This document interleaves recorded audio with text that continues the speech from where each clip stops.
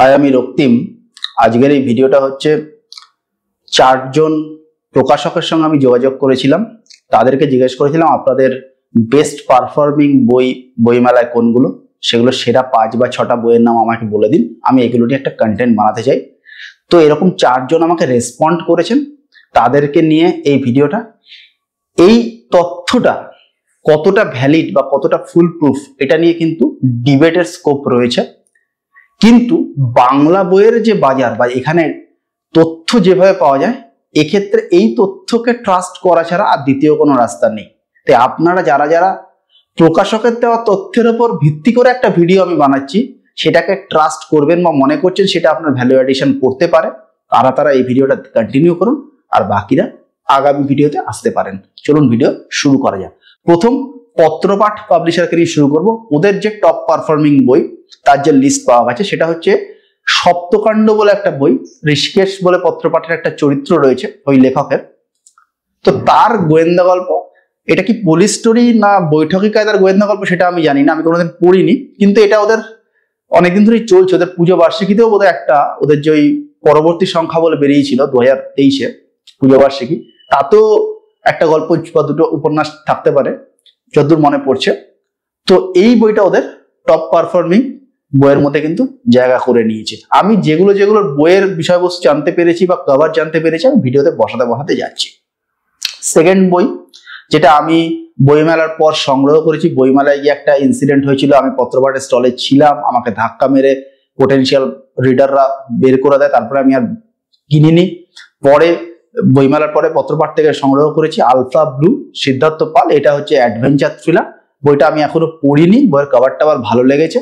তো যখন পড়বো এটা নিয়ে ভিডিও বানাবো। এই বইটার ব্যাপারে আমি অনেকগুলো ভিডিওতে বলেছি, এটা ওদের টপ পারফর্মিং বইয়ে জায়গা করে নিয়েছে।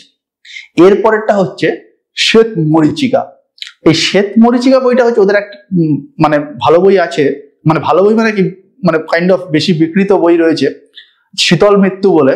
তার সেকেন্ড পার্ট, এটা বোধহয় অ্যাডভেঞ্চার নিয়ে কিছু একটা, ফিকশন না নন ফিকশন অতটা জানি না, কিন্তু এটাও ওদের ভালো করেছে। এবং এটা ভালো করার একটা কারণ আমরা সব বুঝতে পারছি, একটা কন্টিনিউশন সিকুয়েল টাইপের, আগেরটা ভালো করেছে, সো এটাও ওদের ভালো করেছে, প্রকাশক জানিয়েছে। আচ্ছা, এখানে কথা প্রসঙ্গে বলি যে চারজন প্রকাশনা আমায় রেসপন্ড করেছেন তাদের প্রত্যেককে অসংখ্য ধন্যবাদ আমার মতো একজন সাধারণ মানুষকে রেসপন্ড করার জন্য।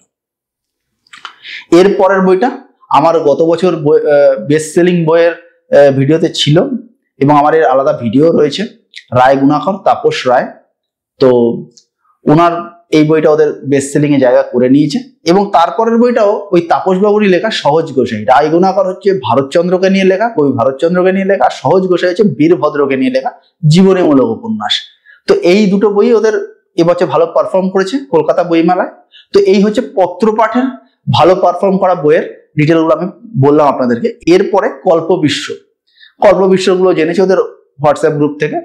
এবার এখানে একটা কথা বলি, কল্পবিশ্বগুলোর বইয়ের বিষয়বস্তুগুলো মোটামুটি যা হচ্ছে, ওদের ওই কল্পবিশ্ব যেরকম হয় ফ্যান্টাসি, সায়েন্স ফিকশন, এই সমস্ত কিছু, এবং বেশিরভাগ বই হচ্ছে সংকলন। তাই বিষয়বস্তু আর সেভাবে এগুলো ডিসকাস করার কিছু নেই, কারণ বিষয়বস্তুগুলো সিমিলার। এবার হ্যাঁ, গল্পগুলো আলাদা হতে পারে, বিষয় ডেফিনেটলি আলাদা, না হলে তো আলাদা বই হলো কেন, কিন্তু বিষয়বস্তুগুলো ওই ফ্যান্টাসি সায়েন্স ওই টাইপের জিনিসের উপর রয়েছে। তো কল্পবিশ্বের বইগুলোর নাম টুকটুক করে বলে দিই আমি আপনাদেরকে। প্রথমটা হচ্ছে অপ্রাগৈতিহাসিক, এইটা সংকলন, আমি বসিয়ে দিচ্ছি কভার।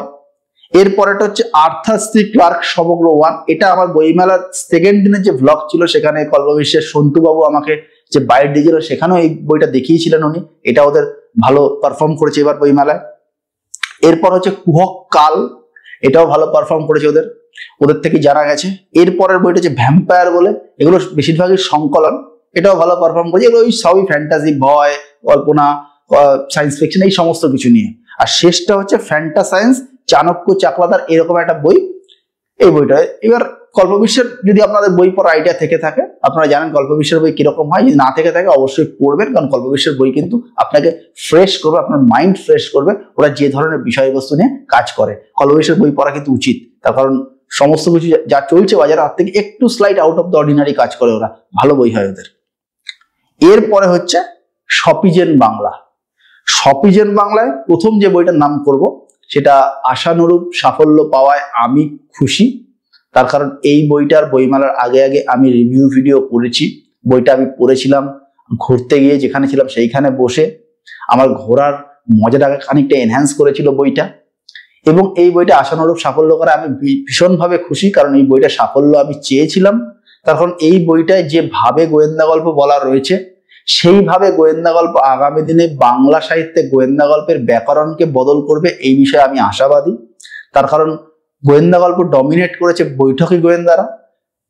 এখন সময় এসছে বৈঠকি গোয়েন্দাদের ছেড়ে একদম হার্ডকোর পুলিশ গোয়েন্দা, যাদেরকে দেখতে খুব খুব চৌকস নয়, তার তিনি চারমিনার খান না, তার নাক খুব শার্প নন, তাকে হঠাৎ করে রাস্তায় দেখলে কেউ গোয়েন্দা বলে ভাববেও না। এই টাইপের গোয়েন্দারা কিন্তু এখন বাজার ডমিনেট করবে, কারণ তাদের মাথা চলে। এই বইটার নাম হচ্ছে হত্যাকাণ্ডের নেপথ্যে, দীপ চক্রবর্তী। এর পরের বইটা শিকারের সন্ধানে, কৌশিক দাসের লেখা। এই বইটার একটা ফার্স্ট পার্ট রয়েছে, শয়তানের মা। আগে যেরকম বললাম পত্র পাঠেরও সিকুয়েল গুলো ভালো করছে, শয়তানের মা ভালো বই। সম্প্রতি একজন স্টার লেখক সেটার ব্যাপারে প্রশংসা সোশ্যাল মিডিয়ায় করেছেন। সেই কারণে বইটার একটা কিছু স্বাভাবিকভাবেই একজন স্টার মানুষ যদি প্রশংসা করেন, সেটার একটা আলাদা ইয়ে তো থাকেই, এবং সেই স্টার লেখককে আমি নিজেও খুব ট্রাস্ট করি। তো সব মিলে ঝুলে এই বইটাও কিন্তু ভালো পারফর্ম করেছে, বইটা এক্সপেক্টেড। আর আমার সহবুক টিউবার আয়ুষ্মান কিন্তু শয়তানের মায়ের রিভিউ করেছে। তো তারই পরের পার্ট হচ্ছে শিকারের সন্ধান। এটা স্পোর্টস থ্রিলার, বইটা আমি পড়িনি, আমি একটু থ্রিলার থেকে একটু দূরে আছি। তো যাই হোক, এই বইটা কিন্তু ভালো পারফর্ম করেছে। এর পরেরটা হচ্ছে আলোক সাহানা সিরিজ, রহস্য সপ্তক। বোঝাই যাচ্ছে এটা কি বিষয়ের বই, দেবদত্তা বন্দ্যোপাধ্যায়। এটা আমার বইমেলার প্রথম উইশ লিস্ট ভিডিও যদি দেখে থাকেন, দেখবেন সেখানে এই বইটার নাম করা যায়। এখন আমি সংগ্রহ করিনি, কিন্তু এটাও ভালো পারফর্ম করায়। আমি খুশি যে আমার গাট ফিলিং থেকে যে বইটাকে আমি উইশ লিস্টের জায়গা দিয়েছি, সেই বইটা ভালো পারফর্ম করেছে। এর পরের বইটা হচ্ছে খুব খুব খুব ইন্টারেস্টিং টপিক, এবং এখানে একটা কথা বলি, আমরা যারা বেঙ্গল বোর্ডের স্টুডেন্ট, তাদের কিছু কিছু বিষয়ে নলেজ লেভেল 0 থাকে। তার মধ্যে একটা হচ্ছে অর্থনীতি। কারণ ছোটবেলায় আমরা একটু আধটু পদার্থবিদ্যা পড়ি, একটু আধটু গণিত করি, একটু আধটু রসায়ন পড়ি, একটু আধটু ইতিহাসও পড়ি। আর যে ছেলে পরের দিকে গিয়ে ইতিহাস পড়বে না, সে জানে কুইট ইন্ডিয়া মুভমেন্ট কি। আর যে ছেলে পরের দিকে গিয়ে রসায়ন পড়বে না, সেও জানে কেমিক্যাল রিয়াকশন কি। কিন্তু অর্থনীতির ক্ষেত্রে শুধুমাত্র নিউজ পেপারে কতগুলো টার্মিনোলজি লোকের মাথায় ঘুরতে থাকে। বাজেট, রেপো রেট, কি কেন খায় না মাথায় মাথায় কারো কোনো ধারণা থাকে। এর কারণ হচ্ছে অর্থনীতিকে স্কুল লেভেলে বেসিক ভাবে পড়ানো হতো না আমাদের সময়, এখন হয় কিনা জানি না, সম্ভবত হয় না। সেরকমই আরেকটা বিষয় হচ্ছে আইন। আইনকে বেসিক ভাবে স্কুল লেভেলে পড়ানো হয় না। তাই এর পরের বইটা সপিজেন যেটা করেছে, প্রকাশককে ধন্যবাদ, তারা আইন বিষয়ক একটা বই নন ফিকশন টাইপের করেছেন, যেখানে আইনের ছোটখাটো বিষয়ে বা নিত্য নৈমিত্তিক বিষয়ে যেখানে মানুষের হেল্প হতে পারে, এই টাইপের বিষয় নিয়ে একটা বই তারা করেছেন, নন ফিকশন, আইনের দরবারে, জয়ন্ত নারায়ণ চট্টোপাধ্যায়। লেখক নিজেও আইনজীবী, এবং নবপত্রিকাতে তার একটা গল্প আমি পড়েছি, নবপত্রিকা পুজো বার্ষিকীতে। এর পরেরটা হচ্ছে, এই বইটা আমার কাছে আছে, এখনো পড়া হয়নি, ফ্যান্টাসি অনুবাদ, সেটা হচ্ছে দেবজ্যোতি ভট্টাচার্যের। এই বইটা আমার রয়েছে, আমি পড়বো, পড়ে আমি ডেফিনেটলি এটা নিয়ে ভিডিও প্ল্যান করবো, কিন্তু কবে পড়বো আমি বুঝতে পারছি না, এখন সময় লাগবে, অনেকগুলো বই কালেক্ট করা হয়েছে। আর শেষ যেটা রয়েছে সেটা হচ্ছে পাইন পাতায় রক্তের দাগ। এটা বোঝাই যাচ্ছে এটা থ্রিলার টাইপের গল্প হবে, এটাও এদের ভালো পারফর্ম করেছে। তো এই হলো মোটামুটি সপিজেনের। শেষ চলে যাব আমি অরণ্যমন। আবারও সমস্ত প্রকাশককে ধন্যবাদ এই ইনফরমেশনটা দেওয়ার জন্য। অরণ্যমনের প্রথমটা হচ্ছে মাতৃকথন তমঘ্ন নস্কর। এই বইটা জীবনীমূলক উপন্যাস বলেই মনে হচ্ছে, অরণ্যমনের পেজে দেখেছি ভূপেন্দ্রনাথ গোঠ বিশ্বাস বলে কোনো একটা চরিত্র করে জীবনীমূলক কিছু একটা বলেই মনে হচ্ছে। চলে যাব পরেরটায়, ব্ল্যাক অপারেশন 3, কাজল ভট্টাচার্য। এটা হচ্ছে সিক্রেট সার্ভিস রিলেটেড থ্রিলার, নাম শুনে বোঝা যাচ্ছে এর পার্ট 1, 2 আছে, সেগুলো পপুলার শুনেছি, একটাও পড়িনি। তো ব্ল্যাক অপারেশন 3 এই হচ্ছে। এর পরেরটা একটা ভালো নন ফিকশন, অনিরুদ্ধ সরকারের রহস্যময় ভারতবর্ষ। এই বইটা হচ্ছে লেখকের বিভিন্ন জায়গায়, ইন্টারেস্টিং জায়গায় ঘোরাঘুরি করার অভিজ্ঞতা, ভ্রমণের অভিজ্ঞতা, কিন্তু সেগুলো ইন্টারেস্টিং জায়গায়, নর্মাল জায়গায় না যে দিল্লিতে ঘুরতে গেল এরকম নয়, বা বম্বেতে ঘুরতে গেল এরকম নয়। তো এটা ভালো বই হওয়ার সম্ভাবনা খুব হাই, এটাকে খুব ইন্টারেস্টিং লাগছে। এর পরেরটা হচ্ছে কৌশিক সামন্তর মেলাঙ্করির রাত 2। এটার ওরকম ব্ল্যাক অপারেশনের মতো আগের একটা পার্ট ছিল, আবার আরেকটা পার্ট বেরিয়েছে। এই বইটা নিয়ে সোশ্যাল মিডিয়া রিভিউ টিভিউ আমি দেখেছি।